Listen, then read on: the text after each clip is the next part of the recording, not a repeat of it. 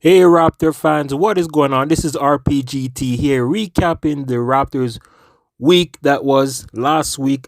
Raptors going 4-0 during that week.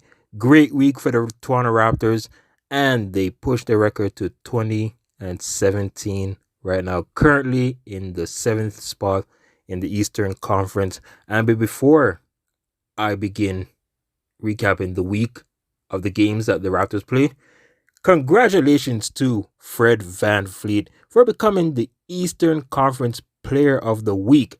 That's right. So he becomes the 11th Raptor player to win it. And I gotta say also, it's his first as well. And look, after that triple double performance against the Utah Jazz, it was deservingly so. The numbers he's been putting up during last week and maybe the week before, ick. He deserves it, okay?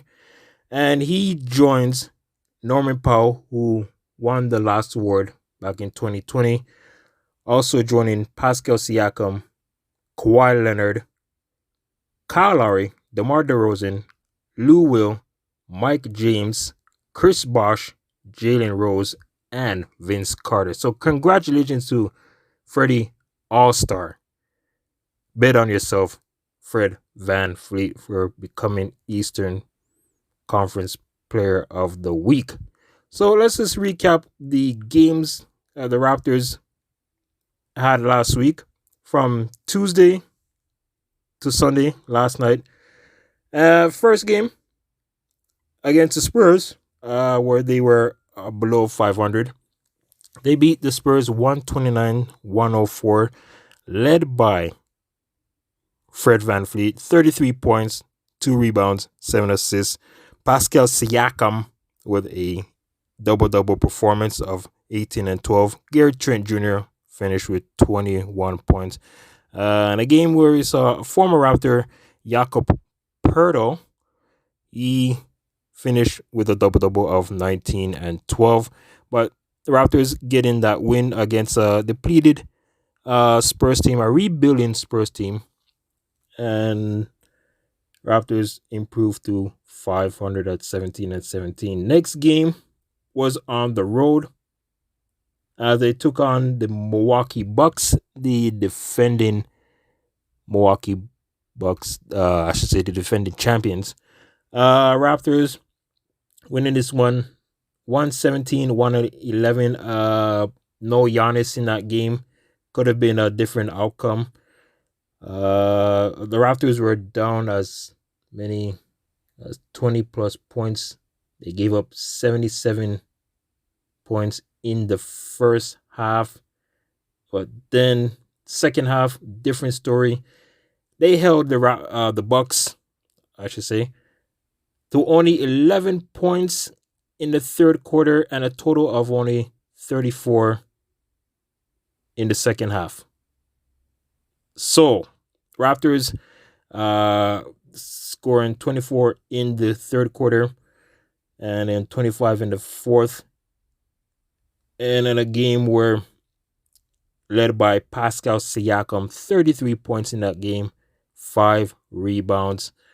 Also, Gary Trent Jr. and OG Anunoby both combined for 22. So if you do the math, those three combined for 77 points. All right. Fred VanVleet had 19 points in that game. Off night for Scotty Barnes, 6 points, 6 rebounds, and only 4 assists in that one. And also in that game, Milwaukee game, it was apparently DeMarcus Cousins' last game as a Buck, as the Bucks waived him after the game. So the Raptors improved to 18 and 17 with that victory. And with that victory, gave them a 4-game winning streak. All right. Then they came back home on Friday, taking on the Utah Jazz, one of the top seeded teams out there in the West. I believe they were third currently. And the Raptors winning that one 122 to 108. And that's the game where I believe the NBA league saw that triple double by Fred VanVleet, 37 points, 10 rebounds, 10 assists, to give him that award. And look, Fred VanVleet took over the game in the third quarter. Raptors were down 84-70, and Freddie All-Star said, "Get on my back. I'm taking over this game." He goes on a 15-0 run on his own. He did score 17. The Jazz did stop Freddie's run. 17. He scored 17 straight, I should say, and scoring 24 in that third quarter. See, sometimes I make mistakes. You gotta just bear with me. All right, folks.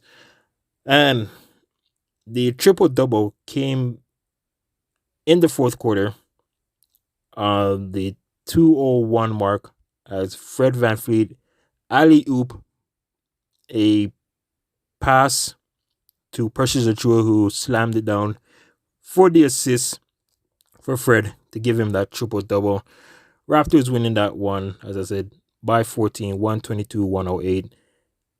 Against a team where the Jazz were who didn't have no Donovan Mitchell and Mike Conley, no Rudy Gay, no Rudy Gobert, no Bojan Bogdanovic, I should say.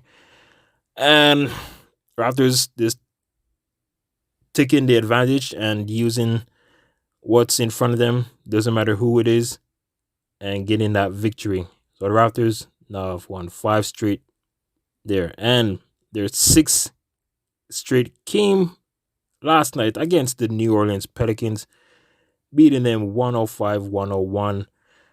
Fred VanVleet and Pascal Siakam both combined for 61 points in that game. VanVleet, 32 points, 4 rebounds, 4 assists, and was 8 for 17 from 3. Can you imagine? Right? 8 for 17 from 3. Siakam with 29 points, a double-double, 10 rebounds. He was perfect from the line, 10 for 10, and 3 for 5 from 3 as well.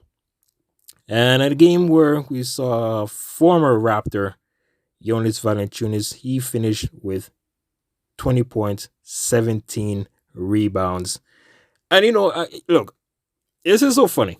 I'm looking at this right now. Former Raptor, Jonas Valanciunas with 20 points, 17 rebounds. And that is the same record as the Toronto Raptor. I don't know if there's some kind of coincidence there or what. I don't know. Brandon Ingram, 22 points, 5 rebounds in that game last night. But the Raptors, fourth quarter, they did find a way to get the victory. It was very close, I should say. Very close game. It was like 93-96. Then back-to-back threes, Fred VanVleet hitting a 3, and it was so close, I believe. Then the Raptors just find a way to get that win. All right. So, a great week for the Raptors. Amazing week, I should say, as well. And this week, you're going to have games against 2 teams. One at home on Tuesday against the Suns, and then on the road on Saturday against the Milwaukee Bucks, which I personally believe that Giannis is going to probably play in this one. He cannot afford to, not really afford, but he missed the last 2 games. One was due to COVID. The other one was due to some personal reasons. but I believe Giannis will be playing that game. And also, the Raptors do play the Pistons on the 14th, which they always have trouble against the Pistons. But